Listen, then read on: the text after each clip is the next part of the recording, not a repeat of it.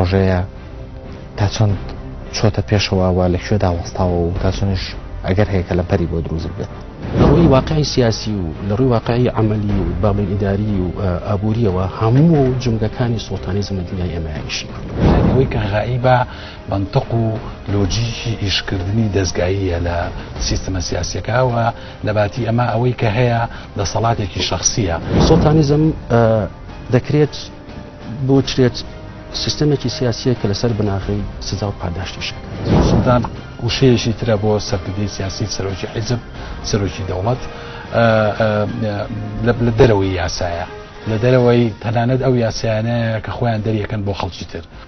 چاوپێکەوتن لەگەڵ هەردوو نووسەر و لێکۆڵەر مەریوان وریاقانە و ئاراس فەتاح چۆن مقاومەتی ئەویان تایە کە ببنە ئەلتەرناتیڤ بۆ ڕێکەوتنی استراتیژی بۆ ڕاستکردنەوەی ئەو قاچەشکاوی کە دوتۆ مەریوان باسی کرد. دەکرێت بە پرۆژەیەکی زۆر جددی و پرۆژەیەکی سەرنجڕاکێش تەماشا بکرێت لە ڕاستیدا بۆ تێکشکاندنی تەنانەت سیستەمی سوڵتانیزم لە دنیای ئێمە. ئەمڕۆ سەرکردە سیاسیەکانیان دوای خۆیان کوڕەکانیان لە پاڵ کوڕەکانیان ئامۆزاکانیان کەسە نزیکەکانی خۆیان سەرجەمی جونگە سەرکیەکانی دەسەڵات و سیاست لە کورسانە بگرنە دەست.